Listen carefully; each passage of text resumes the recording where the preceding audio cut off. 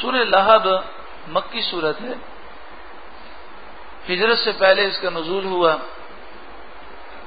اور قرآن پاک کی ترتیب کے اعتبار سے اس کا نمبر 111 ہے. نزول کے اعتبار سے اس کا نمبر 6 ہے. اس میں 5 آیتیں ہیں. بسم اللہ الرحمن الرحیم. اللہ کے نام سے شروع جو بہت زیادہ مہربان نہایت رحم کرنے والا.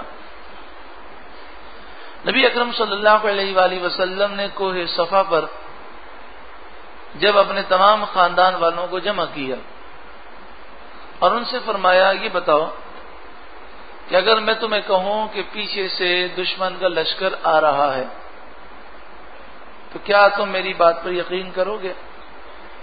تو انہوں نے جو کچھ کہا اس کا مفہوم یہ تھا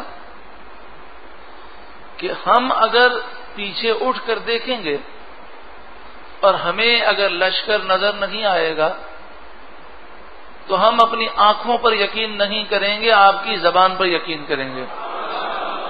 کیا آپ صادق ہیں، آپ امین ہیں، آپ سچے ہیں؟ تو آپ نے فرمایا اے لوگوں تو سنو، کہو لا الہ الا اللہ، اللہ کے سوا کوئی معبود نہیں. یہ جتنے تم نے بت بنائے ہوئے ہیں یہ سب جھوٹے خدا ہیں، انہیں چھوڑ دو ورنہ ہلاک ہو جاؤ گے.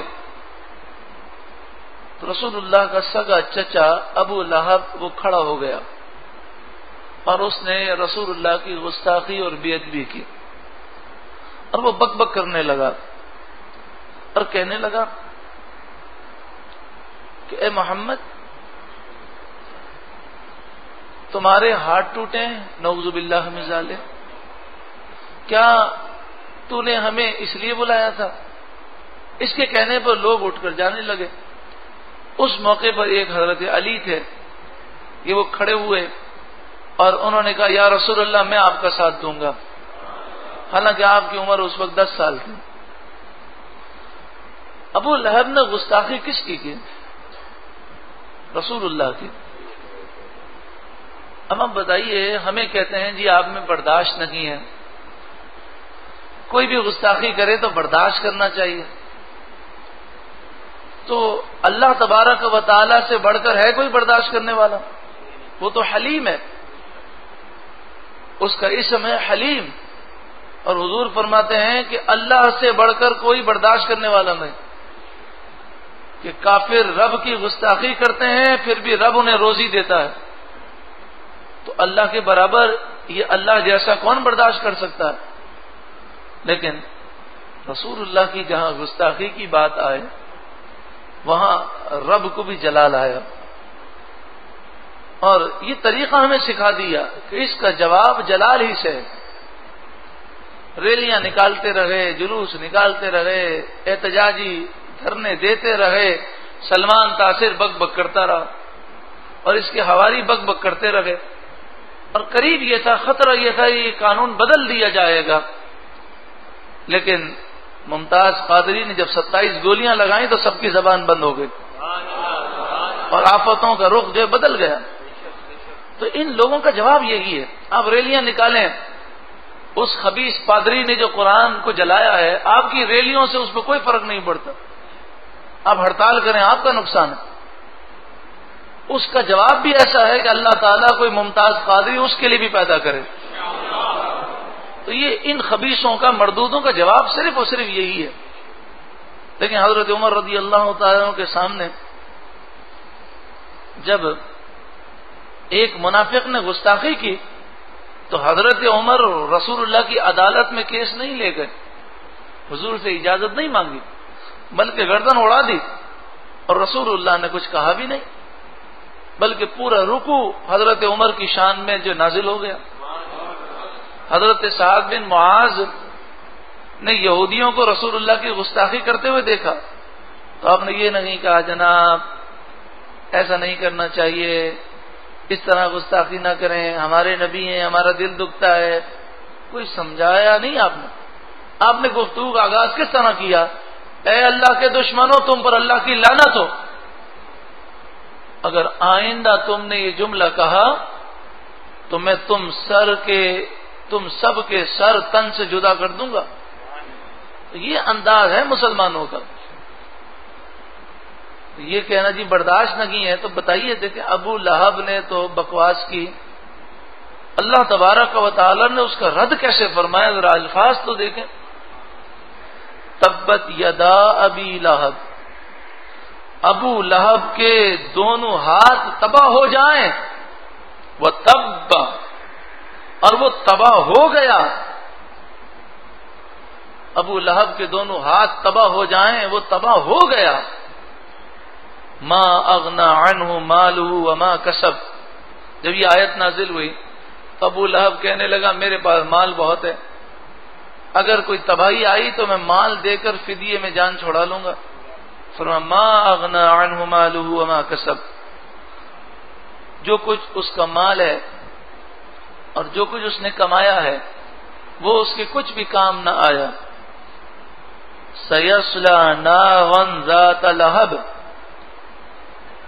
ان قریب وہ ایسی آگ میں دھسے گا کہ جو آگ شعلے مارنے والی آگ ہے، جہنم میں جائے گا. پھر اس کی بیوی ابو لہب کی، جو حضور کی سگی چچی ہے، لیکن کیسی گستاخ اور بے ادب کہ کروڑ پتی ہونے کے باوجود وہ خود حضور کے لیے کانٹے چنتی تھی، اور حضور جہاں سے گزرتے تھے وہ بدبخت مٹی کے اندر کانٹے چھپاتی تھی کہ حضور کو چبھ جائیں. سارا دن اس کا یہی کام تھا. تو اس عورت کی مذمت کی گئی، اور قرآن یہ سکھا رہا ہے کہ جو رسول اللہ کا گستاخ ہے اس کی مذمت کرنا یہ اللہ کا طریقہ ہے. وامرأتہ، اور اس کی بیوی ابو لہب کی بیوی حمالۃ الحطب، وہ لکڑیوں کا گٹھا سر پر اٹھا کر پھر رہی ہے اور کانٹے لے لے کر گھومتی ہے. فی جیدہا حبل من مسد، اس کے گلے میں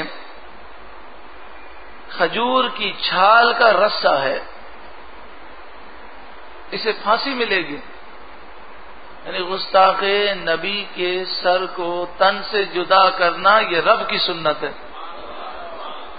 فرمایا اس کی گلے میں کھجور کی رسی ہے، کھجور کی چھال کا رسہ ہے. تو اس کے ساتھ یہ ہوا کہ ایک دن جا رہی تھی اور سر پر اس کے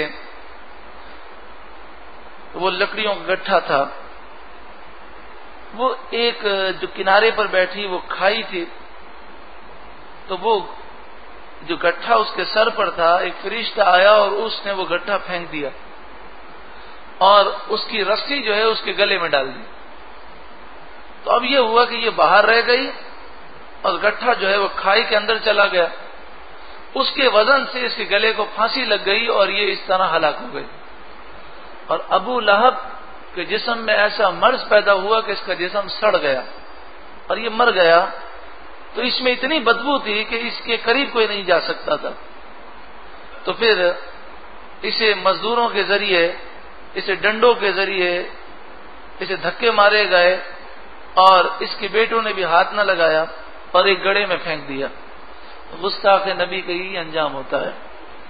اللہ تعالی ہماری اولاد کو، ہماری نسلوں کو رسول اللہ کی گستاخی اور بے ادبی سے محفوظ فرمائے. اگر ہم یہ چاہتے ہیں کہ ہماری اولاد ہماری آنکھوں کی ٹھنڈک بنے، ہماری اولاد ہمیں دکھ نہ پہنچائے، تو اس گندگی کے ماحول سے اپنی اولاد کو نکالیں. آج تک یہ عذر پیش کیا جاتا تھا کہ جناب کیا کریں، دینی تعلیم دیں تو دنیاوی تعلیم رہ جاتی ہے. تو الحمدللہ یہ عذر بھی ختم کر دیا گیا. نور حمزہ اسلامک کالج میں آپ اپنے بچوں کا داخلہ کروائیں. الحمدللہ اللہ کا کرم ہے، اس سال جب داخلے شروع ہوئے تو کئی طلباء کو واپس کرنا پڑا. الحمدللہ اللہ کا کرم ہے. لیکن ہمیں آج کی نشست میں یہ سوچنا ہے کہ ہمارا بچہ اگر دین کی خاطر کوئی قربانی ہم نہ دیں تو پھر ہم کیسے مسلمان ہیں؟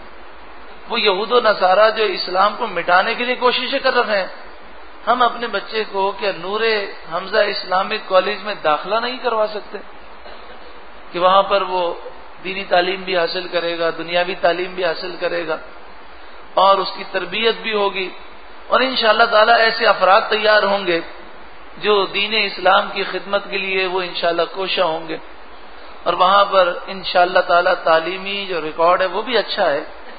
تو جب یہ سارے مقاصد حاصل ہو سکتے ہیں تو آئیے اس مبارک نشست میں ہم نیت کریں کہ انشاءاللہ ہم اپنی اولاد کو یا ہمارے رشتہ دار میں جو بچے اس سال میٹرک کا امتحان دیں گے ان کو انشاءاللہ تعالی ہم نور حمزہ میں داخل کرانے کی کوشش کریں گے۔ آپ یہاں سے باہر نکلیں گے، بلکہ آپ کو انشاءاللہ تعالی اسی مسجد میں ایک تعارف نامہ دیا جائے گا، نور حمزہ اسلامک کالج میں کورسز کیا ہیں، کیا طریقہ کار ہے، تو آپ پڑھ لیجئے گا۔ اور یہ لنگر ہے، اور لنگر کو کوئی مقدس اور آگ کے ڈبے میں نہیں ڈالتا، آپ پڑھنے کے بعد کسی اور کو ثواب کی نیت سے دے دیں، ہو سکتا ہے اس کا بچہ داخل ہو جائے۔ اللہ تعالی ہماری اولاد کو ہماری آنکھوں کی ٹھنڈک بنائے۔ پڑھ لیجئے مولایا صلی وسلم دائما ابدا علی حبیبک خیر الخلق کلہم۔